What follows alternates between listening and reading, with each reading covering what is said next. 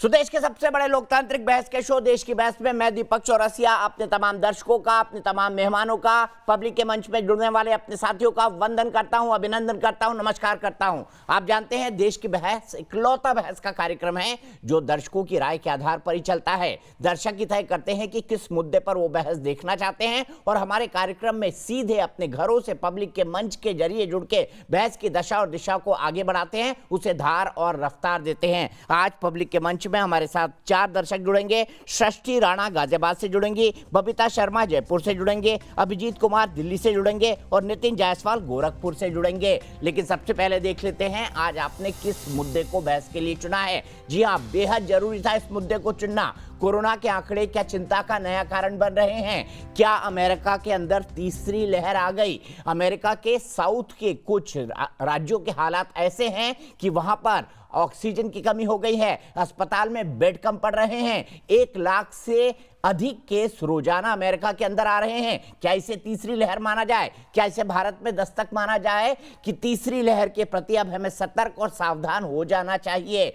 क्या त्योहारों के चलते हमारे बीच में, स्वाभाविक है जब त्योहार होते हैं मिलना जुलना होता है, लोग एक दूसरे से मिलते जुलते हैं, ऐसे में असावधानी और बढ़ेगी। क्या हम कोरोना प्रोटोकॉल का ठीक से पालन कर रहे हैं या जीवन की आपाधापी में कोरोना के इस डर को भूल गए हैं? हम आज ये बहस क्यों कर रहे हैं, ये पैकेज आप देखिए, वस्तुस्थिति समझिए और देखिए कि दुनिया में किस तरह से तीसरी लहर की आशंका जताई जा रही है। वो कितनी सही है? क्या इसे तीसरी लहर माने? ये सवाल हम एक्सपर्ट से पूछेंगे।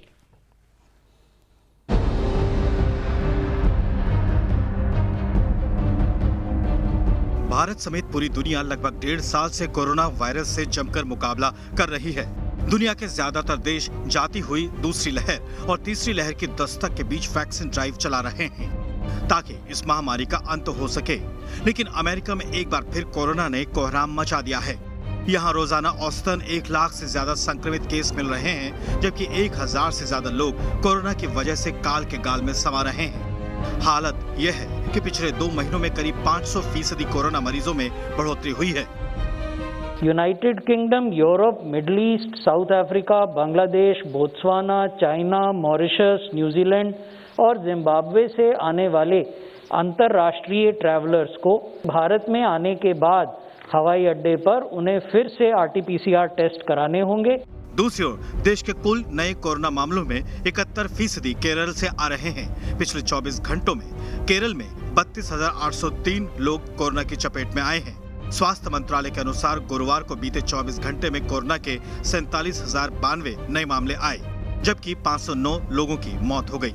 पिछले 8 दिन में 8 बार 40,000 के पार आंकड़ा रहा है, जबकि 9 दिन में करीब 70,000 एक्टिव केस बढ़े हैं। त्योहारों की तैयारी में अपनी तैयारी, अपने आप को बचाने की तैयारी जरूर रहे और उसमें मास्क पहना, सोशल डिस्टेंसिंग करना, बाहर नहीं फालतू में आना, भीड़ नहीं करना, ये बहुत जरूरी है। इसके साथ साथ वैक्सीनेशन को अपनाना। हालांकि देश में दुनिया का सबसे बड़ा वैक्सीन ड्राइव चल रहा है। 1 सितंबर तक 66 करोड़ लोगों को कोरोना वैक्सीन की खुराक मिल चुकी है। रोजाना वैक्सीन लगने के नए कीर्तिमान बन रहे हैं। देश की बहस में चर्चा है कि अमेरिका में लगभग 8 महीने बाद कोरोना फिर चुनौती बन रहा है। कोरोना का नया वेरिएंट C.1.2 भी दुनिया में एंट्री ले चुका है। भारत में दुनिया का सबसे बड़ा, सबसे तेज वैक्सीन अभियान चल रहा है। सवाल है, क्या 2 लहरों के बाद कोरोना की तीसरी लहर दस्तक दे रही है? तो देश की बहस में हमारा आज का सवाल है, क्या कोरोना के बढ़ते मामले तीसरी लहर की आशंका पैदा कर रहे हैं? आप शो के दौरान यस और नो में अपनी राय दे सकते हैं। आप हमारी वेबसाइट पर जा सकते हैं, आप हमारे मोबाइल ऐप को डाउनलोड कर सकते हैं, आप हमारे ट्विटर हैंडल पर जा सकते हैं, आप हमारे फेसबुक पेज पर जा सकते हैं। कार्यक्रम के बारे में अगर आपकी कोई राय है, सुझाव है, आप शो में शामिल होना चाहते हैं तो हमें 9711002266 पर व्हाट्सएप करें। सीधे अपने बड़े पैन को इंट्रोड्यूस करता हूँ। मेरे साथ भारतीय जनता पार्टी की राष्ट्रीय प्रवक्ता संजू वर्मा जी जुड़ गई हैं, मेरे साथ कांग्रेस के राष्ट्रीय प्रवक्ता आलोक शर्मा जी जुड़ गए हैं, मेरे साथ थोड़ी ही देर में मेरे साथ जुड़ गए हैं डॉक्टर धीरज कौल जो कि सीनियर फिजिशियन हैं, न्यूयॉर्क से जुड़े हुए हैं, इसलिए क्योंकि अमेरिका में क्या तीसरी लहर आ गई है, ये सीधा सवाल उनसे होगा। धीरज कौल साहब, क्या अमेरिका में जो टेक्सास में देखने को मिल रहा है या बाकी इलाकों में देखने को मिल रहा है, ऑक्सीजन की कमी हो गई है, लोग कह रहे हैं कि भारत जैसे हालात वहां पर हो गए हैं, आप मुझे बताइए क्या ये तीसरी लहर है अमेरिका में कोरोना की? उठा रहे हैं, धन्यवाद। आपको पता है कोरोना वायरस काफ़ी इवॉल्व हो चुका है। हमारे पास यहाँ अमेरिका के जो करंट चैलेंजेस हैं वो मैं आपसे शेयर करता हूँ 1 मिनट में। सबसे बड़ा चैलेंज हमारे पास अभी भी 90 मिलियन लोग हैं जो वैक्सीन को बिल्कुल रिफ्यूज कर रहे हैं because of their political alignment और देयर ओन अपने खुद के पर्सनल इश्यूज के वजह से, जो एक बहुत बड़ा खतरा है उस आबादी को जो कि अभी तक नहीं वैक्सीनेटेड हुई है। दूसरा इश्यूज हमारा ये है, अगर आप एज वाइज देखिए तो 18 से 12 साल के जो बच्चे हैं उनके अंदर 38% आबादी फुली वैक्सीनेटेड है। अभी उनके अंदर भी हमें वैक्सीनेशन अभियान चलाना है। और 12 साल से कम की जो अप्रूव्ड वैक्सीनेशन अभी तक कोई नहीं है, लेकिन मॉडर्ना, J&J और फाइजर उसकी तरफ बढ़ रहे हैं, तो वो एक और आबादी है। तीसरा इशू हमारे साथ ये आ रहा है कि जो डेल्टा वेरिएंट है वो तकरीबन इवन फाइजर के अंदर जो हम इनिशियली एफिकेसी देख रहे थे 95%, अब वो घटकर 84% हो चुकी है। इसका मतलब है 16% ऐसी भी आबादी के लोग हैं जिनको दोबारा इन्फेक्शन होगा। लकीली जिन भी लोगों को दोबारा इन्फेक्शन होगा वो आईसीयू नहीं पहुंचेंगे लेकिन हॉस्पिटलाइज हो सकते हैं। और कहीं ना कहीं एक बड़ी आबादी ऐसी है जो इन्फेक्टेड होकर दूसरे को दे सकती है। तो तकरीबन 16% लोग तो बीमार होकर हॉस्पिटल पहुंचने का रिस्क है अगर वो फुली वैक्सीनेटेड है तो भी। लेकिन एक बड़ी आबादी ऐसी है जिनके अंदर वायरस घुस सकता है, मल्टीप्लाई हो सकता है, उनके अंदर सिम्टम्स नहीं आएंगे, ये सिम्टोमेटिक होंगे और दूसरे को लगेंगे। इसीलिए एज ऑफ नाउ, और सबसे तीसरी बड़ी चैलेंज जो आया है, जो फाइजर मॉडर्ना की जो स्टडीज आ रही हैं वो दिखा रही हैं कि फुली वैक्सीनेटेड होने के 6 महीने के बाद इम्यूनिटी घटना शुरू होती है। खास तौर पे उन लोगों के लिए कंसर्न है जिनकी वीक इम्यूनिटी है, जैसे कैंसर के पेशेंट, डायबिटीज के, डायलिसिस के पेशेंट, लिवर फेलियर के पेशेंट। तो उनके लिए हम बूस्टर शॉट अप्रूव कर चुके हैं, CDC भी अप्रूव किया है फाइजर का और मॉडर्ना का भी अप्रूव होने की उम्मीद है। तो अब बूस्टर शॉट पे काम हो रहा है जो तीसरा शॉट होगा, और मुझे पूरी उम्मीद है कि एस्ट्राजेनेका भी उस दिशा में काम कर रहा है। शायद भारत भी ऐसे लोगों को आइडेंटिफाई करेगा जिनको बूस्टर की जरूरत पड़ेगी। लेकिन अब जो नई वैक्सीन आएगी जिसको हम सेकेंड जनरेशन वैक्सीन बोलते हैं, वो रेयर वेरिएंट्स को भी कवर करेगी। तो चैलेंजेस बहुत सारे हैं, पब्लिक प्राइवेट पार्टनरशिप मिलके यहाँ काम कर रही है, लेकिन अभी भी we are not out of the woods. बहुत बड़ा चैलेंज है और ये मैराथन है, ये छोटी स्प्रिंट है ही नहीं। तो हम सबको अभी भी मिलकर, और कहीं ना कहीं हमसे, मैं ये पर्सनली मानता हूं एक गलती हुई थी कि हमने मास्क बहुत तेजी से यहाँ उतार दिए, उस वजह से भी संक्रमण और बढ़ा। और खास तौर पे पब्लिक प्लेसेस में गवर्नमेंट ने बोला था नहीं उतारिए, लेकिन लोगों ने जोश में आके और कोविड फटीग की वजह से बाहर जाके इसको बढ़ावा दिया और इस वजह से वायरस सर्कुलेट होके, जब वायरस सर्कुलेट होता है तो म्यूटेट होने का भी रिस्क बढ़ता है। तो ये बहुत बड़ा कंसर्न है। और जीनोमिक सीक्वेंसिंग हमें दिखा रहा है कि डेल्टा वेरिएंट जो यहाँ 5% था 3 महीने पहले, अब अराउंड 82% हो चुका है नई केसेस में। इसे तो तीसरी लहर माना जाए? डॉक्टर कौल, आपने मेरा सवाल शायद सुना नहीं। क्या इसे तीसरी लहर माना जाए कि ये कोरोना की तीसरी लहर है, जैसे हमने दूसरी खतरनाक लहर देखी अमेरिका में? देखिए अगर हम इसको दूसरी जो अमेरिका की आप पीक देख रहे थे दिसंबर के अंदर, उससे कंपेयर करेंगे तो ये फुल ब्लोन लहर अभी तक नहीं है। उसकी कई वजहें हैं। एक वजह है कि अमेरिका के अंदर 68% लोग फुली वैक्सीनेटेड हैं, उस वजह से उनके हॉस्पिटलाइजेशन का रिस्क भी लो होता है, आईसीयू का भी होता है।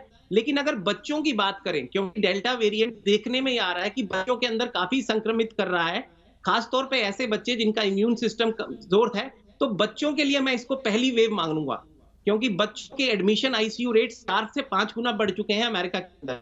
आज की डेट के अंदर अगर आप आंकड़े उठाइए 2020 से अगर आप कंपेयर करिए, तो कहीं ना कहीं 1000%, कहीं 500% बच्चे जो बिल्कुल आईसीयू में नहीं दिखते थे, आजकल पीडियाट्रिक आईसीयू जिसे पिक्यू बोलते हैं, वो आपको भरा हुआ दिखेगा। टेक्सास में जैसे आपने मेंशन किया, फ्लोरिडा में और भी कई स्टेट्स में। तो बच्चों के लिए तीसरी डेफिनेटली बहुत बड़ी लहर है। एडल्ट के लिए क्या ये फुल ब्लोन लहर है? नहीं। क्या लहर के संकेत यहाँ पे दिख रहे हैं और भारत में भी दिख रहे हैं? Answer is yes. ठीक है, मैं सीधे डॉक्टर सुनीला गर्ग जी के पास चलता हूं, जो एडवाइजर है Indian council of medical research की, WHO और MMMC की मेंबर रह चुकी हैं, कोविड टास्क फोर्स से भी जुड़ी हुई हैं। डॉक्टर गर्ग, क्या अमेरिका में जो कुछ हो रहा है उसको भारत में तीसरी लहर का संकेत माना जाए? जिस तरह का हाहाकार हमने दूसरी लहर में देखा था, क्या इसे तीसरी लहर का संकेत माना जाए अमेरिका से जो 1 लाख केसेस रोजाना सामने आ रहे हैं उसको देखकर? देखिए, अभी मैं ऐसे नहीं कहूंगी कि इसको भारत का संकेत माना जाना चाहिए, बल्कि मैं कहूंगी कि अगर हम इंडिया की हालत देखें तो हम एंडेमिसिटी की तरफ, यानी कि लो डिजीज लोड की तरफ हम प्रोसीड कर रहे हैं। क्योंकि कल भी हम लगभग इस हफ्ते में देख रहे हैं हमारे 34,000 से लेके 42,000 तक के केसेस आए हैं, और उसमें से एक स्टेट ऐसा है, राज्य ऐसा है, जैसे केरल राज्य की अगर हम बात करें तो वहां पे लगभग 71% के करीब केसेस आए। और हम पिछले दिनों में देखें कि केरला में ही खाली जो बेसिकली ज्यादातर केसेस आ रहे हैं। अगर हम उसके साथ में अगर कर्नाटका, आंध्र प्रदेश वगैरह साउथ के राज्य को अगर मिला दें तो लगभग 80% केस वहीं से आ रहे हैं। परंतु बाकी स्टेट्स में अगर हम देखें तो हमारी टेस्ट पॉजिटिविटी बहुत ही कम है। परंतु इसको भी हमें नजरअंदाज नहीं करना पड़ेगा कि अभी भी हमारी 66 करोड़ लोगों को टीका लगा है, परंतु सीरो सर्वे 4 के आधार पे हम ये कह सकते हैं कि हमारे 67.9% लोगों में सीरो पॉजिटिविटी थी, क्योंकि नेचुरल इन्फेक्शन जरूर डेफिनेटली मच बेटर होता है। और परंतु आज भी हमारे लिए जो पॉजिटिविटी जिन राज्यों में थोड़ी ज्यादा है, उनको मैं कहूंगी कि नॉर्थ ईस्ट के भी कुछ राज्य ऐसे हैं जो कि मणिपुर, मेघालय, मिजोरम और सिक्किम, इनमें भी पॉजिटिविटी थोड़ी ज्यादा है। परंतु नंबर ऑफ केसेस अगर हम देखें तो हमारे लगभग सेम ही है। अगर पिछले सप्ताह से हम कंपेयर करें तो केवल केरल एक ऐसा राज्य है जहां पे पिछले ओणम से लेके इस ओणम तक भी नंबर ऑफ केसेस ज्यादा है। कारण ये है कि आई थिंक कहीं ना कहीं एडमिनिस्ट्रेशन को ये परसीव करना पड़ेगा कि ये सीरियस इशू है, नंबर 1। नंबर 2, ये भी देखना पड़ेगा कि बेसिकली जो केसेस होम आइसोलेशन में है उनका ठीक तरह से देखभाल नहीं हो पा रही, क्योंकि वहीं से ज्यादा इन्फेक्शन जो है बाकी फैमिली मेंबर्स में फैल रहा है। तीसरी चीज ये है कि हमें एक और दूसरी डोज के बीच में गैप बहुत कम करना पड़ेगा। केरल में लगभग 12 हफ्ते से लेके हमें 8 हफ्ते तक आना पड़ेगा, क्योंकि पहली और दूसरी डोज के बीच में काफी अंतर है। क्योंकि अगर हम केरल की पहली और दूसरी डोज देखें, हम लगभग 2 करोड़ से ऊपर वैक्सीनेशन वहां पे लगा चुके हैं, परंतु लगभग 1.5 करोड़ के ऊपर वैक्सीन जो है वो फर्स्ट डोज की है, और 70 लाख के करीब जो वैक्सीनेशन है वो सेकेंड डोज की है। तो कहीं ना कहीं अगर गैप को हम देखें तो अगर हम 8 हफ्ते के करीब अगर हम गैप लेके आए तो प्रोबेबली जो हमारा डेल्टा वेरिएंट का जो इन्फेक्शन है उसको हम कम कर पाएंगे। और आखिरी में मैं ये कहना चाहूंगी कि कांटेक्ट ट्रेसिंग बहुत इंपॉर्टेंट चीज है। वहां पे केरल में हमको इसको बढ़ाना पड़ेगा, यानी कि एक केस के अगेंस्ट में हमें एक केस को ट्रेस नहीं करना, बल्कि 15-16 केसेस को हमें ट्रेस करना है। और रही कोविड अप्रोप्रिएट बिहेवियर की, उसको हमें स्ट्रिक्टली पालन करना है, क्योंकि अभी भी हमें मान के चलना है कि वायरस हमारे राज्यों में से गया नहीं है। कईयों में कम है, कईयों में ज्यादा है, परंतु फिर भी जैसे कि केरल में ज्यादा है। कोविड अप्रोप्रिएट बिहेवियर का बहुत महत्वपूर्ण रोल है, वैक्सीनेशन का बहुत महत्वपूर्ण रोल है। जेंडर इश्यूज को अगर हम देखें तो अभी भी महिलाओं और पुरुषों में 3 करोड़ से ज्यादा का अंतर है, तो इसको भी हमें एड्रेस करना पड़ेगा। ठीक है, मैं सीधे आलोक शर्मा जी के पास चलता हूं। आलोक शर्मा जी, वैक्सीनेशन की रफ्तार 1 करोड़ प्रतिदिन पहुंच गई है, अब आप संतुष्ट हैं वैक्सीनेशन की रफ्तार से, और सरकार के प्रयासों पर क्या कहेंगे अभी तक? देखिए, डॉक्टर कौल ने बहुत स्पष्ट तौर पर कुछ चीजें क्लियर की हैं कि जिन लोगों को वैक्सीन लगे काफी समय हो गया है उनको बूस्टर डोज की फिर आवश्यकता है। मुझे पहली डोज जो है वो मार्च के एंड में लगी थी, और दूसरी डोज जो है उसको समय बढ़ते बढ़ते बाद में लगी। तो मुझे लग रहा है कि 6 महीने हो गए, और उसके बाद दूसरी डोज के बाद भी आज फिर वापस ऐसी सिचुएशन आती चली जा रही है। जिस देश की 130 करोड़ पॉपुलेशन हो, और पिछले 9-9.5 महीने में अगर हम टोटल पॉपुलेशन देखें जो इसमें डबल डोज जिसको लगी है तो 12 से 13% है। तो 12 से 13% के ऊपर अगर पीठ थपथपाएंगे तो तीसरी वेव को कहीं ना कहीं सरकार स्वयं पूरी तरह से न्योता देगी। आज जिस तरह से वैक्सीनेशन का है, अच्छी बात है, 1 करोड़ वैक्सीनेशन है, हम चाहते हैं और भी वैक्सीनेशन की जो गति है वो बढ़े, लेकिन हाई कोर्ट और सुप्रीम कोर्ट ने जिस तरह से वैक्सीनेशन प्लान माना और सब चीजें थी, मुझे नहीं लगता कि सरकार ने आज तक देश की जनता के सामने कोई वैक्सीनेशन प्लान दिया है। आपने वैक्सीनेशन पर सवाल पूछा, इसलिए मैंने उस पर उत्तर दिया। जहां तक बात है फर्स्ट वेव आई, सेकंड वेव आई, थर्ड वेव आई, एक ग्राफ है दीपक जी।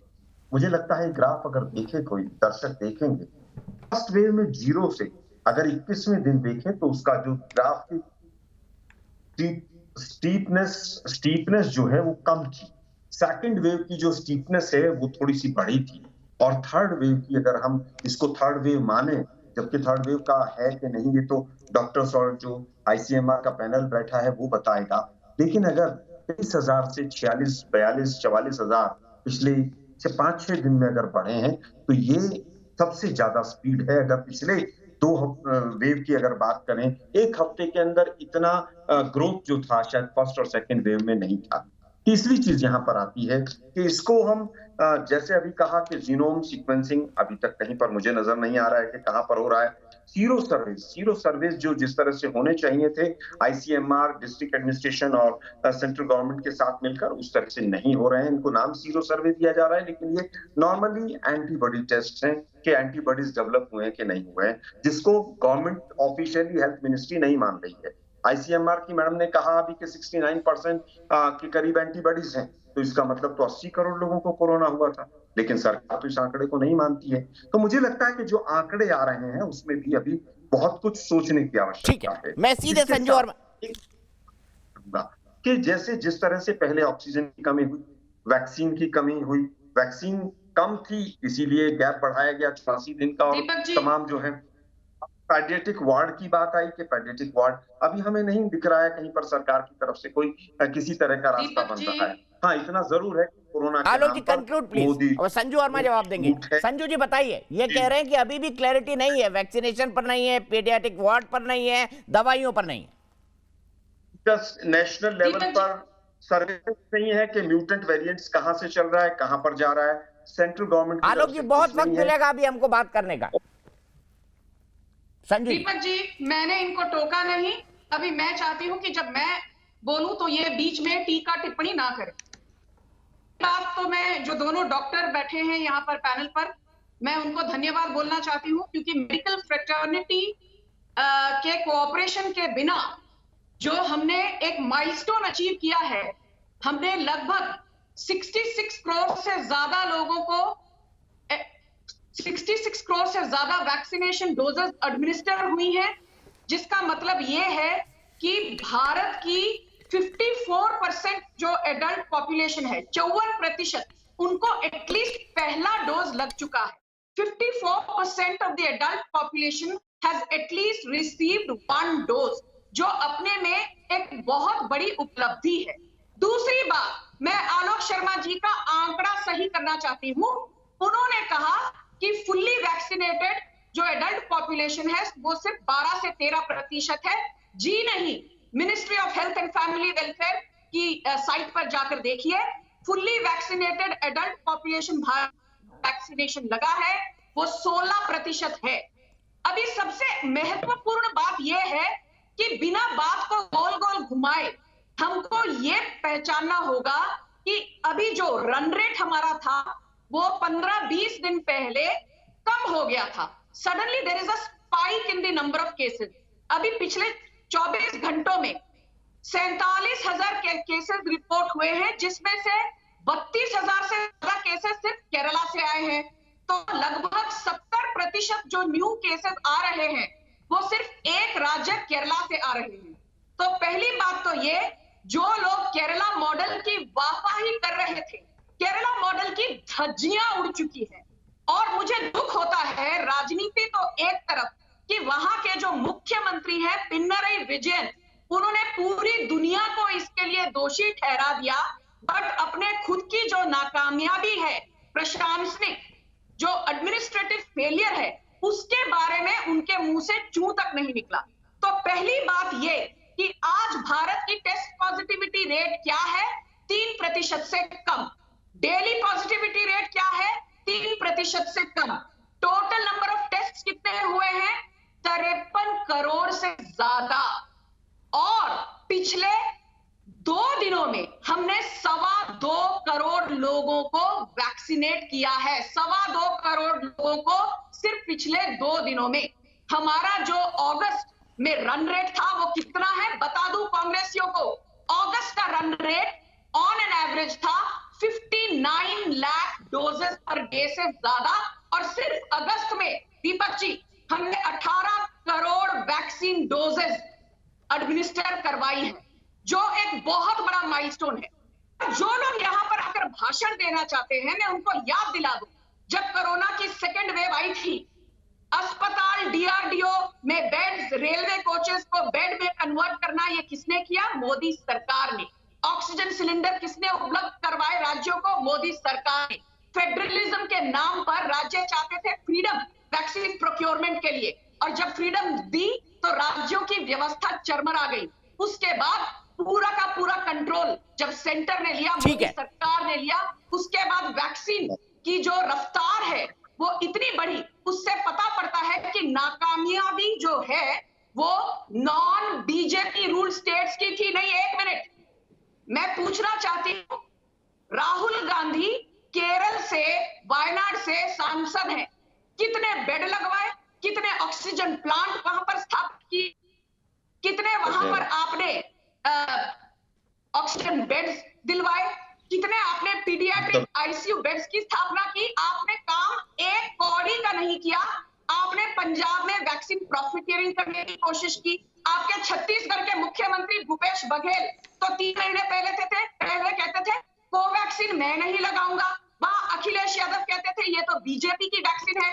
ठीक है, सब चीजें एक साथ नहीं संजू वर्मा जी। आलोक जी जवाब देंगे, आलोक जी जवाब देंगे, क्योंकि राहुल गांधी का मसला आया है और राहुल गांधी की बात सुनकर आलोक शर्मा जी मुस्कुरा रहे थे। क्यों मुस्कुरा रहे थे पूछूंगा, लेकिन शशि राणा गाजियाबाद से मेरी एक दर्शक, शशि सबसे पहले आपसे जानना चाहूंगा, क्या आप सेफ एंड साउंड हैं? क्या कोविड एप्रोप्रिएट बिहेवियर का पालन कर रही हैं आप? Yes sir.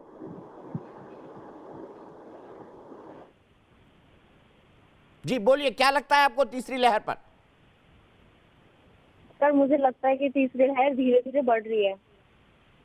आपको लगता है धीरे धीरे बढ़ रही है? आलोक शर्मा जी देखिए, धीरे धीरे बढ़ रही है। अब बताइए, संजू वर्मा जी ने पूछ लिया है कि राहुल गांधी ने वायनाड और केरल के लिए क्या क्या किया, क्योंकि 71% का पॉजिटिविटी रेट वहीं से आ रहा है। देखिए दीपक जी, मुझे लगता है कि पहली जब वेव थी तो नमस्ते ट्रंप था, दूसरी वेव थी तो जहां जहां तक भाइयों बहनों मित्रों में देख रहा हूं लोग ही लोग हैं, और तीसरी वेव है तो बीजेपी की जन आशीर्वाद ये चल रही है। लेकिन मैं उस विषय पर जाना नहीं चाहता था। आज मैडम ने भेजा तो मुझे जाना पड़ा। राहुल गांधी से इतना डर लगता है, वायनाड तक पहुंच गए और वो इलाहाबाद की मुनि की बेटी और जो जिस नेता के नेतृत्व के तहत आप लोग 40 से ज्यादा चुनाव हारे हो, उस नेता से किसको डर लगेगा? और दूसरी बात, पंजाब की जनसंख्या है 3 करोड़ और 16,000 से ज्यादा लोगों की मौत हो चुकी है। गुजरात की जनसंख्या है 6.5 ना ना संजू वर्मा जी बोलने दीजिए, आपके बीच में एक शब्द नहीं बोला उन्होंने। आपको पॉलिटिकल डिबेट करानी है दीजिए ना, आप दोनों 9 बजे हट जाएंगे, राहुल भार्गव जी के पास भी जाना है, प्लीज बीच में मत बोलिए। आलोक जी, ट्विटर पर मोदी सरकार की मुझे लगता है के अलावा राहुल गांधी ने कौन सा प्रोडक्टिव काम किया है? एक मैं चुप रहूंगा भाई दीपक जी। राहुल गांधी की एक उपलब्धि दीपक जी मैं चुप रहता हूँ। अच्छा आप बोलने देंगे तभी बताएंगे ना वो, संजू वर्मा जी आप बोलने देंगी तभी बताएंगे। देने के अलावा कांग्रेस के प्रवक्ताओं को कुछ पता नहीं है। ठीक है, अब सुन लेते हैं ना, उनको क्या पता है, सुन लेते हैं आलोक भाई को क्या पता है। आलोक भाई बोलिए। देखिए मुझे लगता है कि ना तो राहुल गांधी की सरकार है और ना ही पीएम केयर्स फंड का राहुल गांधी ने पैसा हड़पा है, ना ही इंटरनेशनल डोनेशंस को राहुल गांधी या कांग्रेस ने अपने दामन में छुपा के रखा है। अब देखिए आपको हिम्मत नहीं है सुनने की, प्रॉब्लम ये है आप लोगों के साथ।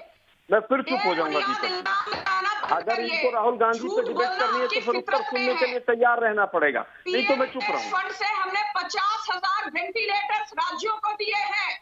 मैं आपको चुनौती देती हूँ। दीपक जी मैं चुप हो जाता हूँ, बिल्कुल इनको। अच्छा संजू वर्मा जी बोलने दीजिए ना आलोक जी को प्लीज। संजू जी अगर उनको 1 मिनट तो दीजिए ना, आपने 3-4 मिनट बोला लगातार, मैंने आपको टोका तक नहीं। राजनीति से बाहर ना उन्होंने आपको टोका। तथ्यों पर बात कीजिए, तथ्यों पर बात कीजिए, बेबुनियाद इल्जाम लगाइए मत।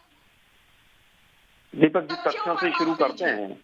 ये सरकार से कोई आंकड़ा मांग लो, इनके पास कोई तथ्य नहीं है, कोई आंकड़ा नहीं है। कितने लोग मरे इनको नहीं पता है, कितने ऑक्सीजन से मरे इनको नहीं पता है, वैक्सीन कब लगेगी इनको नहीं पता है। तथ्यों की बात करते हैं फिर ये की बात कर राजस्थान की सरकार तो वैक्सीन को कूड़ेदान में फेंक रही है। ऐसे आप लोगों को कोरोना पे डिबेट करानी है, उड़ जाना चाहिए मुझे।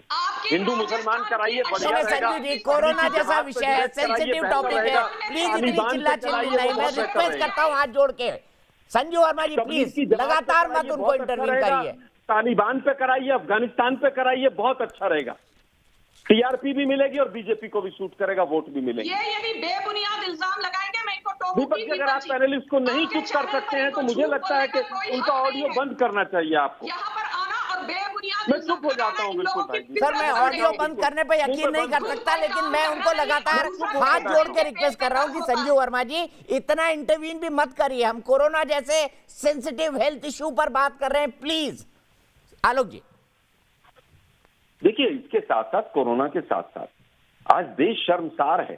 जिस तरह से ऑक्सीजन के बगैर लार्जेस्ट वर्ल्ड का प्रोड्यूसर ऑक्सीजन थे हम, और उसके बाद वैक्सीन के लार्जेस्ट प्रोड्यूसर थे हम, वैक्सीन में पिछड़े, हम ऑक्सीजन के बिना, हमारे जो बड़े थे, बुजुर्ग थे, जवान थे, सब लोग चले गए। आज तो कम से कम हमें शांति से बात करनी चाहिए। मेडिकल और हेल्थ के साथ साथ एजुकेशन का भट्टा बैठ गया देश के अंदर, उसके ऊपर चिंता होनी चाहिए। दीपक जी, 12 से 15 करोड़ बच्चे हैं जो 12वीं तक हैं, उसके अंदर 25 से 30% ड्रॉप आउट आ जाएगा।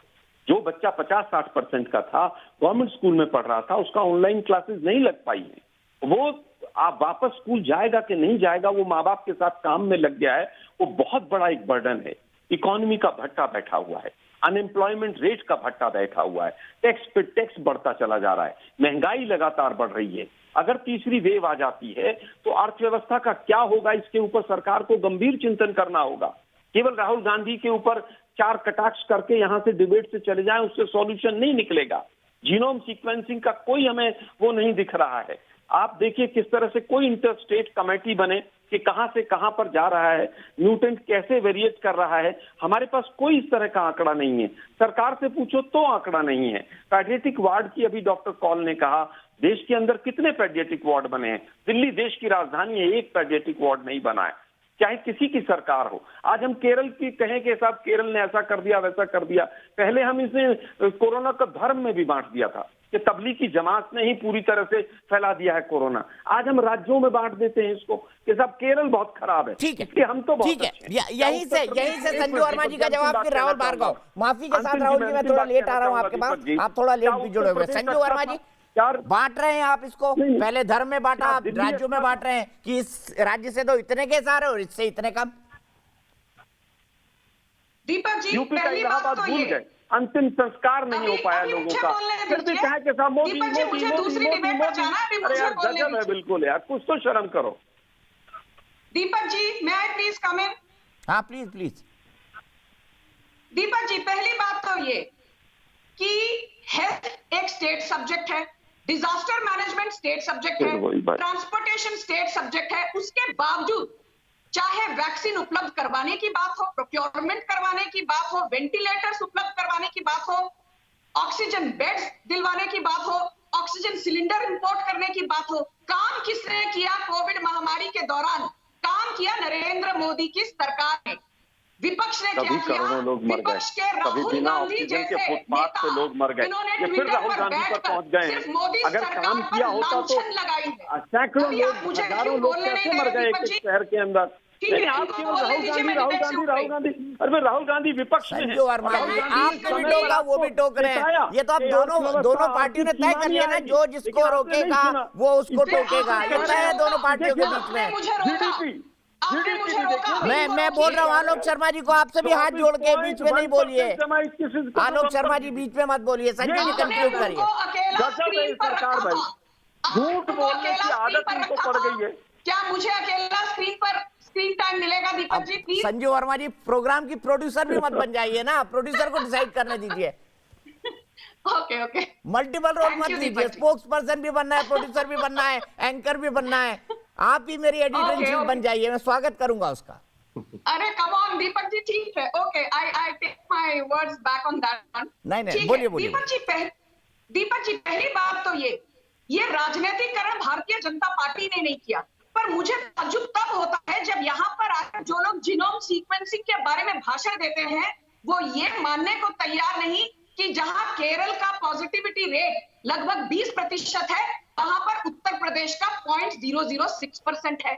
जहां केरल में 1 लाख से ज्यादा एक्टिव केसेस है, वहां उत्तर प्रदेश में सिर्फ 265 एक्टिव केसेस है। मैं उत्तर प्रदेश का उदाहरण दे रही हूँ क्योंकि 3 महीने पहले जिस डिबेट में जाओ वहां पर उत्तर प्रदेश की चर्चा होती थी। और आज उत्तर प्रदेश में 7 करोड़ से ज्यादा डोजेस एडमिनिस्टर हो चुकी है, तो वाहवाही देने का भी वक्त आ गया है।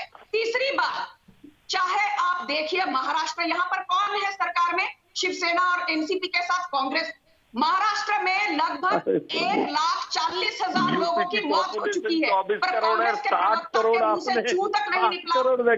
आज 20% से ज्यादा मौतें जो हो रही है वो सिर्फ महाराष्ट्र से हो रही है। 70% से ज्यादा केसेस जो हो रहे हैं वो सिर्फ केरल से हो रहे हैं। तो विपक्ष पूरी तरह से नाकामयाब रहा है कोविड को कंट्रोल करने में। मोदी सरकार ने पिछले 10 करोड़ वैक्सीन डोजेस सिर्फ 19 दिनों में दिए।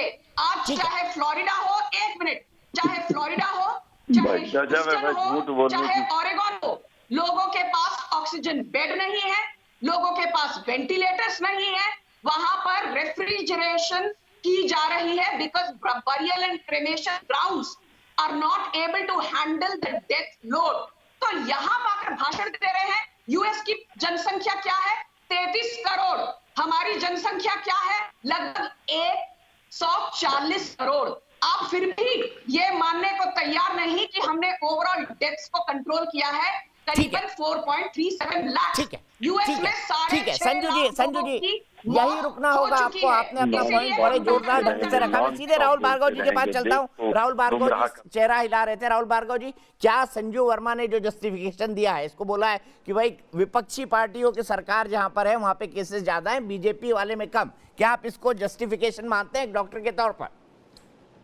नहीं दीपक जी, जो हम वेव्स की बात करते हैं दीपक जी, थोड़ा सा स्प्रेडशीट समझिए। क्या वैक्सीन लगने के बाद भी नंबर्स आने कम हो जाएंगे?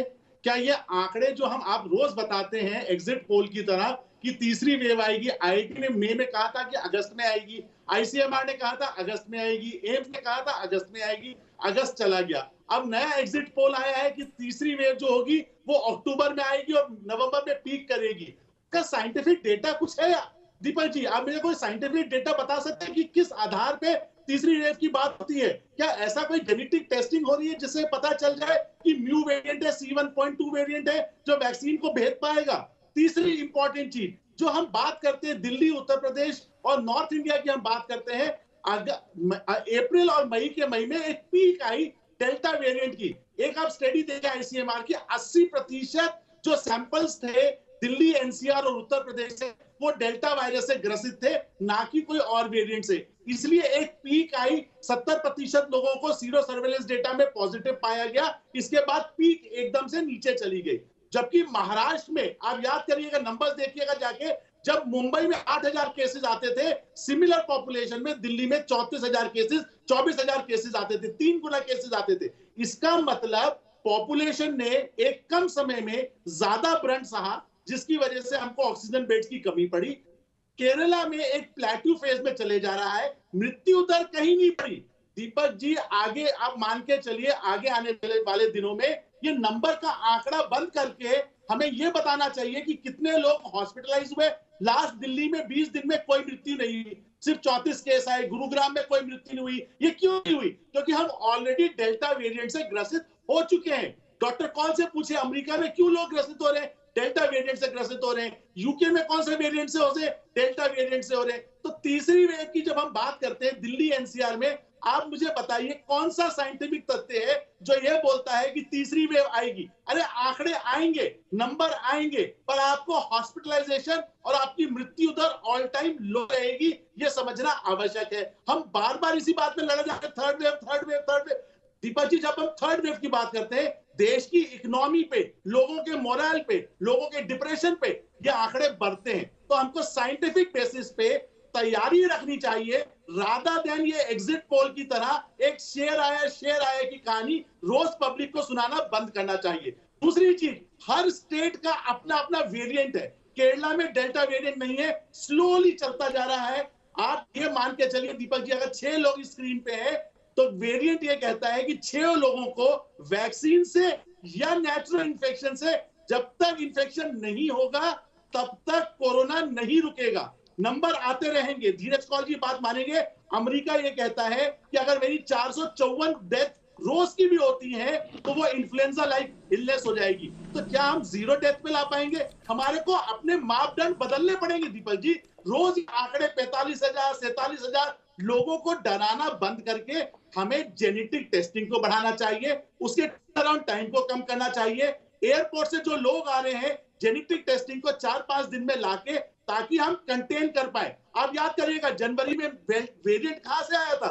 वो यूके से आया था, क्योंकि यूके के हम लोगों को टेस्ट नहीं कर पाए थे। अब जाने का डेटा उठा के देख लीजिए, 28 लोग आपके वेरिएंट ठीक है डॉक्टर भार्गव, उत्तर प्रदेश चले गए थे। तो ठीक है, मैं ये आप ही के सवाल को डॉक्टर सुनीला गर्ग के पास ले जाता हूं, फिर एनके सर के पास चलूंगा कि भाई अमेरिका में जो कवरेज हो रहा है और भारत में जो कवरेज हो रहा है उसमें इतना जमीन आसमान का अंतर क्यों? उसमें चारों ओर आलोक जी भी कवर करेंगे, पर बात करेंगे, क्योंकि वो भी एक बहुत बड़ा इशू बना था। डॉक्टर गर्ग, आप एग्री करती हैं?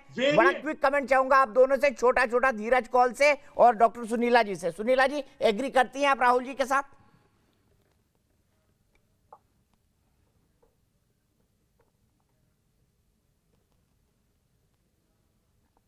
डॉक्टर धीरज कौल आप बोलिए, शायद डॉक्टर सुनीला जी की तक मेरी आवाज नहीं पहुंच रही है। डॉक्टर धीरज कौल, एग्री करते हैं राहुल जी से आप? देखिए डॉक्टर भार्गव संक्षेप में थोड़ा, बहुत ही इंटेलेक्चुअल डॉक्टर हैं का पिछले हम 16 महीनों से डिफरेंट डिबेट्स पे एक साथ आ रहे हैं। मैं कुछ हद तक इनसे एग्री करता हूं, लेकिन सत्य कहीं बीच में है। अगर आप अमेरिका का डाटा देखिए तो 14 जुलाई को हमारे पास न्यू केसेस 37,000 थे।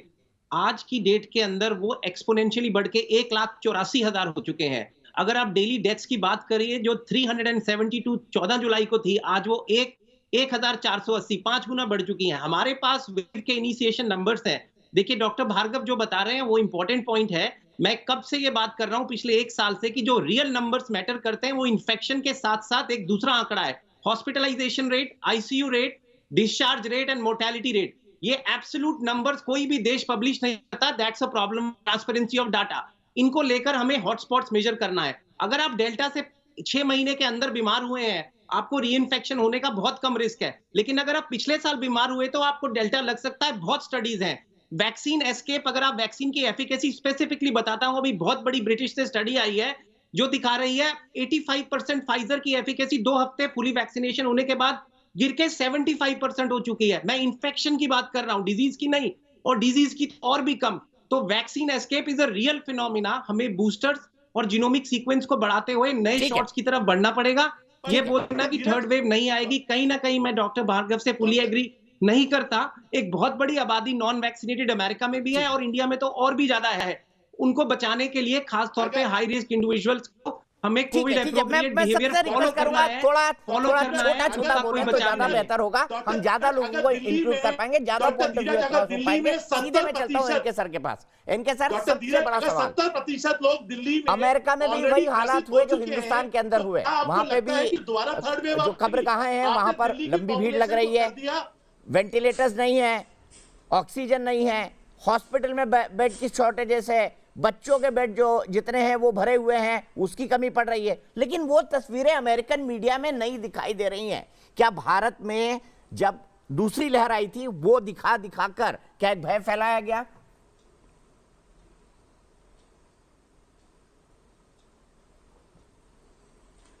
देखिए, एक चीज है कि अमेरिका में स्टेट रेस्पॉन्सेस बहुत स्ट्रांग होते हैं। वहां के स्टेट इंस्टीट्यूशन, स्टेट एपरेटस जो है, उनका रेस्पॉन्स ऑटोमेटिक होता है।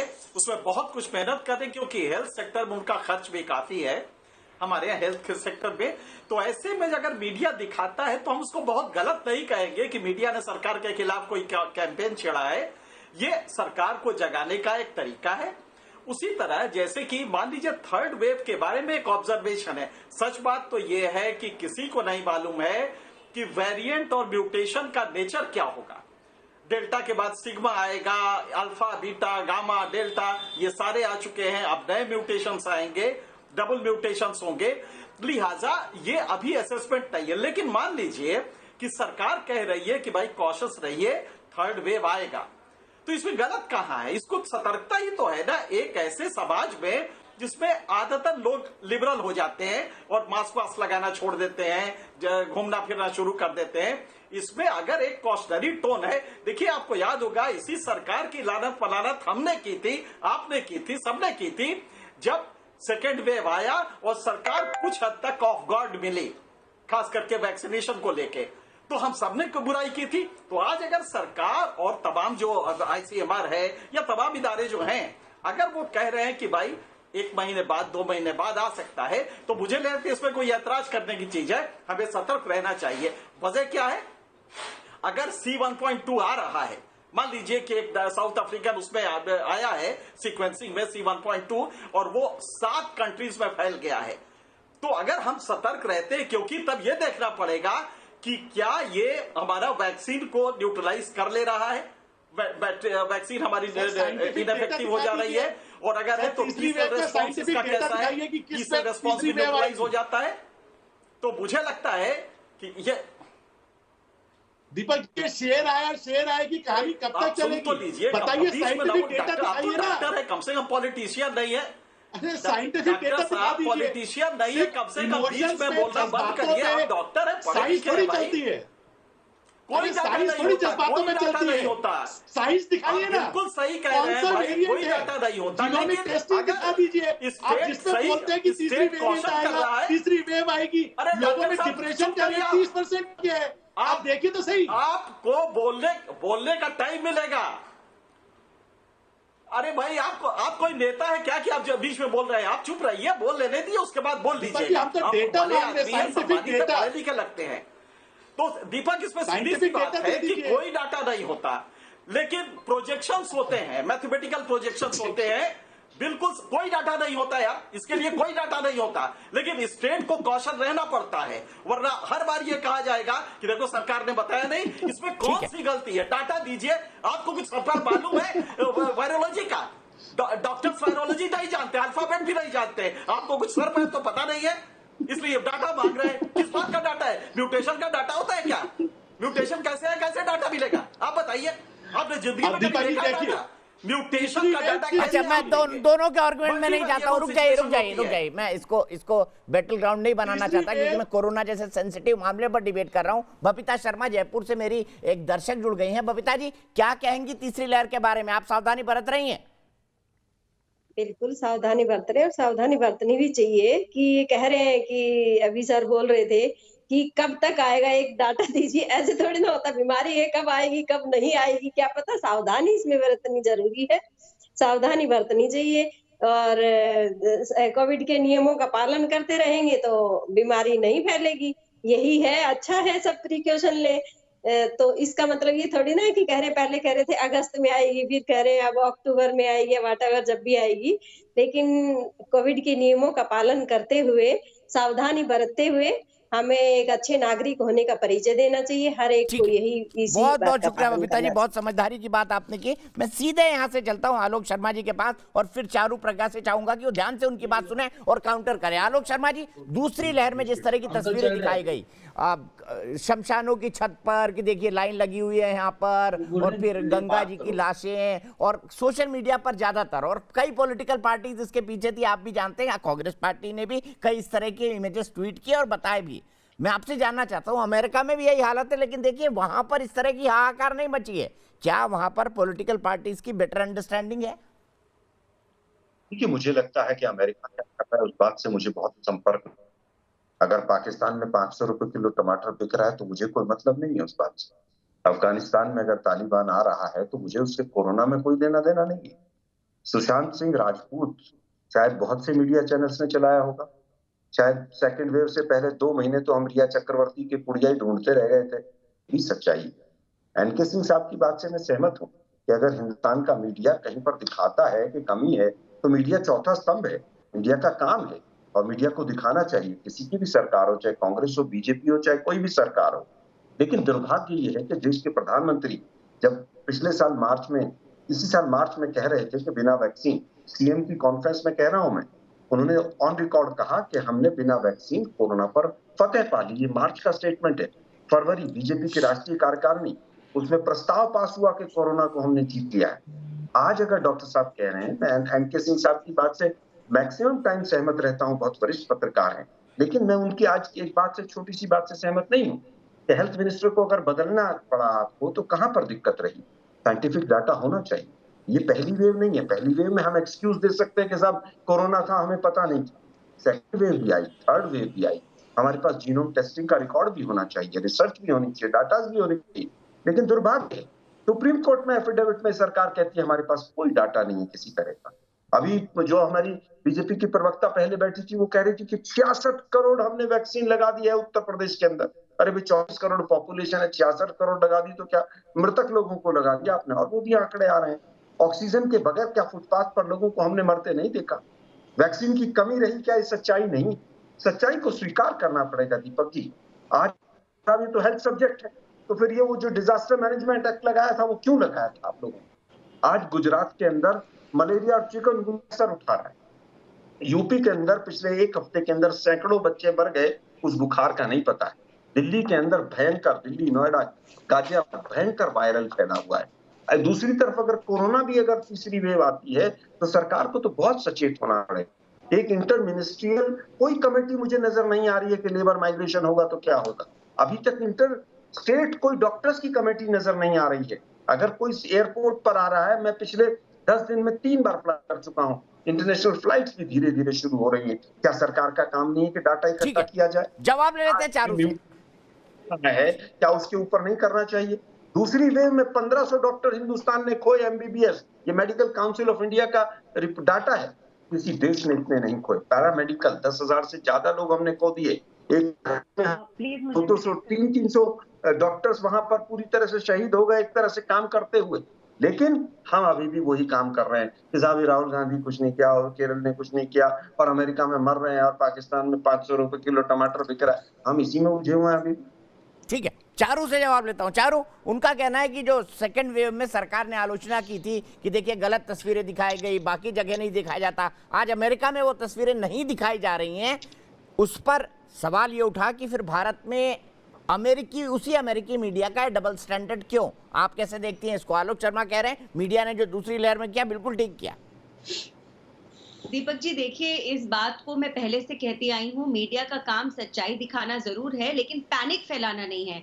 मीडिया का काम जो ऑलरेडी डरी हुई हमारी जनता है, जो मेंटल हेल्थ की सारी परेशानियों से जूझती हुई हमारी जनता है, उनकी परेशानियां बढ़ाना नहीं है। हाँ, आप सच्चाई रिपोर्ट करिए, लेकिन आप सच्चाई रिपोर्ट करने के साथ इतना संयम बरतिए कि जो लोग घर के अंदर हैं, जो अकेले हैं, जो फंसे हुए हैं, जिनका मानसिक संतुलन ऑलरेडी हिला हुआ है, वो और ना बिगड़ जाए। और इस मामले में मुझे लगता है वेस्टर्न मीडिया ने हमको दिखाया है कि एक बैलेंस तरीके से भी आप रिपोर्टिंग कर सकते हैं। अनफॉर्चुनेटली लेकिन एक बहुत बड़ा तबका है मीडिया का जो चाहता है कि Indian management system, Indian citizens, Indian leadership डगमगाए। और हमारे देश में भी उस मीडिया के तबके के जो लोग हैं, उन्होंने जिस तरीके से खबर दिखाई, मैं मानती हूं कि वो ठीक से नहीं दिखाई। जो इंसान ऑलरेडी घर में है, जिसके परिवार वाले बीमार हैं, अस्पताल में है, वो नहीं देखना चाहता चिताएं जल रही हैं दिन रात। वो ये सुनना चाहता है कि वो अगर संभाल के अपने आप को रखेगा, अपने परिवार का ख्याल रखेगा, मास्क पहनेगा,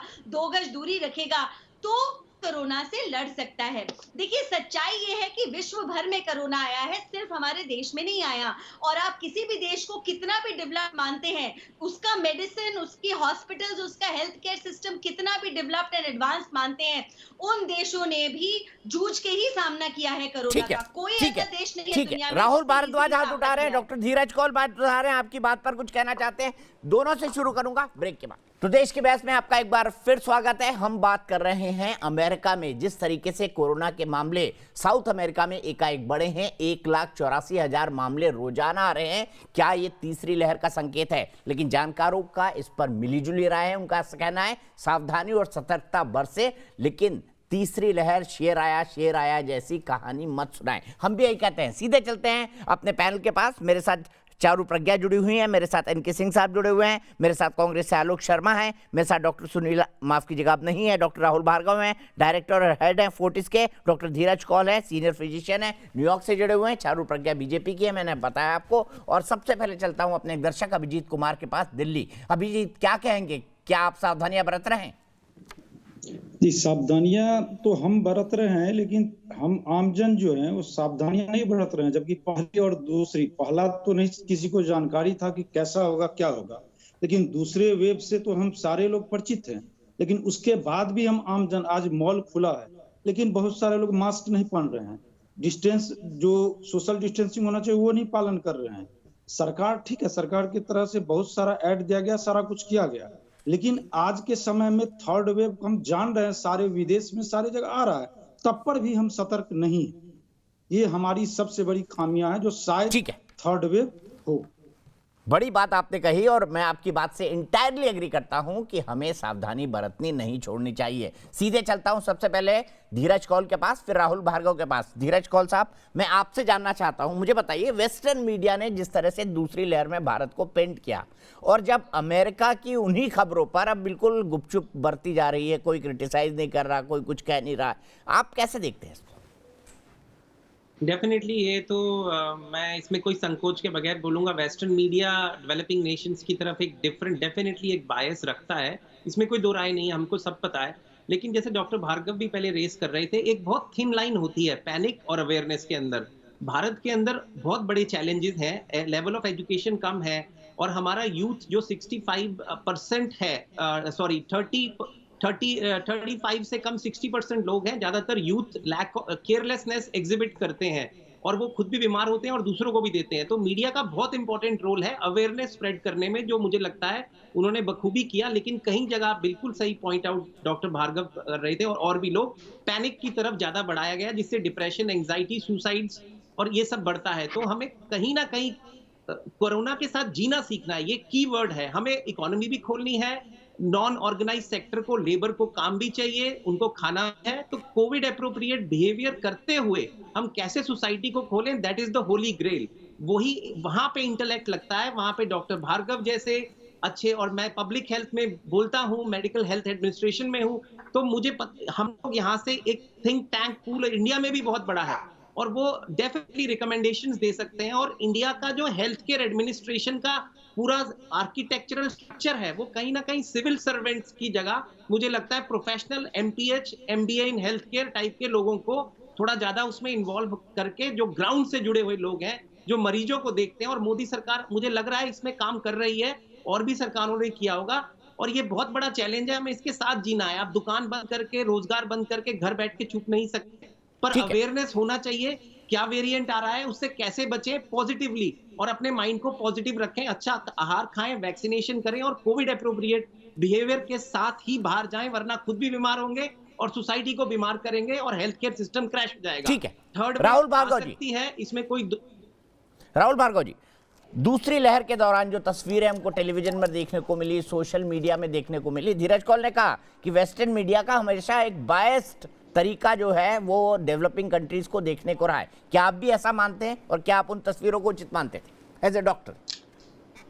दीपक जी बिल्कुल सही है। जिस प्रकार की वेव और जिस प्रकार का सैलाब अप्रैल और मई में आया, उसके हम कारणों में ना जाए तो कोई भी देश होता है विश्व में तो वो ढह जाता। जिस प्रकार से हमने अपने आप को समेटा है और 7 मई के बाद आगे बढ़े हैं, वो एक कमेंडेबल बात है। और धीरज जी पिछले 16 महीने से हर चैनल पे पॉजिटिव तरीके से देश को गाइड करते आए हैं। जो अमेरिका में पॉजिटिव चीजें हुई हैं वो बताते आए हैं, और हर तबके ने, दीपक जी, हर तबके ने, वो मीडिया हो, भले मीडिया ने एक लेवल तक लोगों को अवेयर कराया। शायद उसी की वजह से जितने लोग आज मास्क पहन रहे हैं वो पुराना दर्द पहन के समझ के मास्क पहन रहे हैं। अब जरूरत है मीडिया को सही करेक्ट डायरेक्शन में देश को दोबारा से धकेलने की, जिसमें साइंटिफिक डेटा होना जरूरी है, जीनोमिक टेस्टिंग का सुदृढ़ करना, और समय सीमित में आके 10 दिन के अंदर में डेटा लाना जरूरी है। तीसरी इंपॉर्टेंट चीज, सिर्फ आंकड़ों को छोड़ के हमको कितनी डेथ हुई, वैक्सीनेटेड कौन से थे, अनवैक्सीनेटेड कौन से थे, और वो वैक्सीनेटेड थे वो कौन सा तबका था जिसमें मृत्यु हुई, इस पे रिसर्च करके मैं ठोक के कहता हूं, अगर हम साइंटिफिक तरीके से चलेंगे, ये पॉजिटिव डिबेट करेंगे, सब लोग मिलकर दिमाग लगाएंगे, तो 0 डेथ पे भी आ जाएंगे। वो भी लक्ष्य खत्म नहीं हुआ। यही ह्यूमन माइंड की कैपेबिलिटी है और क्रिएटिविटी है कि वो नई चीजों को टैलेंटेड तरीके से, सुदृढ़ तरीके से, चैलेंजिंग तरीके से फेस करता है और राइज करता है। तो दीपक जी, अब जरूरत है साइंटिफिक तथ्य, 2 टीका, टीके के बाद किसको बूस्टर की जरूरत, साइंटिफिक तरीके से कौन से क्षेत्र में कौन सा वेरिएंट है, कैसे उसकी आवाजाही पे रोका जाएगा, किस प्रकार से डेल्टा वेरिएंट या न्यू वेरिएंट उनको आने से देश में बचाया जाएगा, किस प्रकार से लोगों को जागरूक रखा जाएगा, और पॉजिटिव रहते रहते इकोनॉमी को खोलना, स्कूलों को खोलना और नॉर्मलाइजेशन की तरफ जाना, अग्रसर होना जरूरी है। आंकड़ों की लड़ाई से बाहर निकल के हमें यह तथ्य पे आना है कितने लोग अस्पताल में हुए, कितने लोगों की मृत्यु हुई, तभी दीपक जी देश जीतेगा, कोरोना हारेगा। ठीक है, मैं सीधे यहाँ से चलता हूँ आलोक शर्मा जी के पास। आलोक शर्मा जी, खुद धीरज कौल मानते हैं कि वेस्टर्न मीडिया का बायस रुख रहा है भारत के प्रति, खासतौर पे दूसरी लहर में। मैं आपसे जानना चाहता हूँ, आप भी ये मानते हैं और आपको नहीं लगता है कि उस टाइम पर अति हो गई थी थोड़ी वेस्टर्न मीडिया के द्वारा सरकार की आलोचना में, भारत सरकार की, और कांग्रेस ने उस पर कांग्रेस ने उसका काफी हो हल्ला मचाया था। देखिए इसके बारे में आप में क्या छप रहा है, न्यूयॉर्क टाइम्स में क्या छप रहा है, वॉशिंगटन पोस्ट में क्या छप रहा है? देखिए, मुझे लगता है दीपक जी, केवल वेस्टर्न मीडिया हम ऊपर ठीकरा फोड़े नहीं। क्या इंडिया टुडे की मैगजीन ने फ्रंट पेज पर नहीं लिखा था सरकार गायब? या तमाम तरह के अखबारों में रोज फोटो नहीं छपते थे कि शमशान के बाहर कैसे वहां पर पूरी लंबी लाइन लगी? क्या पूरे हिंदुस्तान के मीडिया ने संगम के ऊपर इलाहाबाद में लोगों को अंतिम क्रिया नहीं हो पाई वो नहीं दिखाया था? आज वेस्टर्न मीडिया का हम क्यों आज उसके ऊपर ठीकरा फोड़ दें कि साहब उसने दिखाया था? हमारे यहाँ कमियां रही हैं, हमें स्वीकार करना चाहिए कि कमियां रही हैं हमारे यहाँ। अगर 16% बीजेपी के भी आंकड़े मान ले वैक्सीनेशन हुआ है 9 महीने के अंदर, तो ये बहुत धीमी रफ्तार है। 16% में से 4% लोग वापस दोबारा इम्यूनिटी अपनी बूस्ट कर रहे हैं। टेस्टिंग हमारे यहाँ पर कम हुई, इसमें कोई दो राय नहीं। स्कूल और कॉलेजों में जल्दबाजी की जा रही है अभी भी उनको खोलने के लिए। पीएम केयर्स फंड में जीएसटी का जो हिस्सा राज्यों का है 35,000 करोड़, पेट्रोल डीजल की लूट का हिसाब, कहीं पर हमें कोई व्हाइट पेपर नजर नहीं आ रहा है। सरकार नमस्ते तालिबान करने पे लगी हुई है। आज हम कहना चाहते हैं बेरोजगारी, हजारों डेथ, महंगाई, बढ़ते सुसाइड रेट, बढ़ता स्कूलों का ड्रॉप आउट रेट, इसके बीच में पॉजिटिव रहना बहुत मुश्किल हो जाएगा। इस तरह से तमाम चीजें जो है वो तमाम समस्याएं बढ़ती चली जा रही हैं। और मैं नेपाल से पूरी तरह से हाथ जोड़ के, मैं रिपीट कर रहा हूं दीपक जी, नेपाल से रिक्वेस्ट करना चाहूंगा कि वो साइंटिफिक डाटा दे हिंदुस्तान के बारे में और तमाम जो आंकड़े हैं वो रिलीज करे नेपाल सरकार। क्योंकि हमारी सरकार पहले तो वेस्ट बंगाल और बिहार चुनाव में थी और अब पूरी की पूरी सरकार जो है उत्तर प्रदेश चुनाव में लग गई। रोज हम फोटो देख रहे हैं, आज उत्तर प्रदेश के मुख्यमंत्री मिले, आज गृह मंत्री मिले। तो नेपाल सरकार को चाहिए कि वो भारत के बारे में कुछ साइंटिफिक डाटा वगैरह रिलीज करे जिससे हम कुछ काम कर सकें। इस सरकार भारत सरकार से आपको उम्मीद नहीं है, या आप व्यंग्य में बोल रहे हैं? आपको वाकई भारत सरकार से उम्मीद खत्म हो गई है? मुझे लग रहा है व्यंग्य भी है, कटाक्ष भी है और भारत सरकार को उजागर करने का भी काम है। ठीक है, चारू प्रज्ञा जी क्या कहेंगे? चारू प्रज्ञा जी वो कह रहे हैं कि नेपाल सरकार को कुछ करना चाहिए, भारत सरकार तो कुछ करती नहीं है, मोदी सरकार कुछ करती नहीं है, ये कहना है आलोक शर्मा जी। दीपक जी 75 साल की आजादी के बाद डेमोक्रेसी बहुत वाइब्रेंट है, उसे विदेशी मीडिया की बैसाखी नहीं चाहिए। ठीक है राहुल जी आपने अच्छी बात कही कि डेमोक्रेसी बहुत वाइब्रेंट है, उसे विदेशी मीडिया की बैसाखी नहीं चाहिए। ये मेरे ख्याल से आलोक शर्मा जी को उनका जवाब था। चारू जी। जी दीपक जी, देखिए ऐसा है कि हमारे देश का ये बहुत ही दुर्भाग्य है कि इस समय जिस तरीके का विपक्ष है वो कोई भी काम ऐसा नहीं करता जो कंस्ट्रक्टिव हो। क्या हम इनसे अगर डिस्कस करना चाहें, आप हमको कोई कंस्ट्रक्टिव मेथड बताइए, मीन्स बताइए, सरकार की मदद करिए, नहीं, ये काम बिल्कुल नहीं करते। ये पता है क्या काम करते हैं? जो हमारे दुश्मन देश होंगे ना, उनकी आवाज में आवाज मिलाकर इस तरीके की बातें यहाँ पर ये करते हैं जो बाहर जाकर हमारे खिलाफ इस्तेमाल होती हैं। हम इस समय दुनिया के फास्टेस्ट वैक्सीनेटिंग नेशंस में से एक है। हमने टारगेट सेट करा था इस महीने का, अक्टूबर का हमने एक टारगेट सेट करा था और हमने कहा था कि हम 60 लाख वैक्सीन लगाएंगे। सबने बोला नहीं लगा पाएगा भारत इतनी सारी वैक्सीन इतने कम समय में। हमने उस टारगेट को नहीं मीट किया, हमने उस टारगेट को बीट करके दिखाया और हमने उस टारगेट को बखूबी बीट करके दिखाया। आगे आने वाले समय में भी इस समय उत्तर प्रदेश वो प्रदेश है जहां पर मैक्सिमम वैक्सीनेशन चल रहा है। ऑलरेडी 7 करोड़ से ज्यादा डोजेस दे दी। ठीक है, मैं यहीं पर रोकूंगा चारू, अफसोस मेरे पास वक्त इतना ही है। चलते चलते मुझे अपने एक दर्शक नितिन जायसवाल के पास गोरखपुर चलना है, वो बहुत देर से इंतजार कर रहे हैं। नितिन, मुझे बताइए क्या मानते हैं तीसरी लहर के बारे में? क्या हम पर्याप्त सावधानी बरत रहे हैं? सर, अभी सावधानी तो पब्लिक इतनी नहीं बरत रही है, सरकार के लेवल से केवल नहीं हो सकता, पब्लिक को भी अपना ध्यान देना पड़ेगा। और पब्लिक तो एकदम भूल चुकी है कि हाँ कोई कोरोना जैसी कोई चीज हुआ करती थी। तो अभी ये तो कहीं भी नहीं दिखता कि पब्लिक कहीं सावधान है और इसका खतरा है। बार बार कई इंस्टीट्यूशंस, एम्स वगैरह बार बार इसको सचेत करते हैं लोगों को, लेकिन वो हो नहीं पा रहा है। लोग तो कहीं भी मास्क वगैरह ये सब चीजें, कोई भी सावधानी, भीड़ भाड़ हो रही है, पर्यटन की जगहों पे इतनी ज्यादा भीड़ हो रही है, जो कि नहीं होना चाहिए। अभी लोगों को इतनी क्या जल्दी है कि एक साल के अंदर ऐसा क्या हो जाएगा जिसके अंदर कि हम अगर नहीं बाहर घूमने गए, नहीं कुछ किए, तो ऐसा हमारी जिंदगी थोड़ी बदल जाएगी। ठीक है, यहीं रुकते हैं नितिन। बहुत बहुत शुक्रिया आपका और बहुत बहुत शुक्रिया मेरे तमाम मेहमानों का। चलते चलते देश की बहस के सवाल का जवाब, 85% लोग मानते हैं कोरोना के बढ़ते मामले तीसरी लहर की आशंका पैदा कर रहे हैं। आप सतर्क रहें, सचेत रहें, सावधान रहें, कोविड अप्रोप्रिएट बिहेवियर का पालन करें, हमारी आपसे यही रिक्वेस्ट है। देश की बहस में फिलहाल वक्त है एक ब्रेक का। ब्रेक के बाद भी न्यूज नेशन पर दूसरी तरफ खबरों का सिलसिला लगातार जारी है।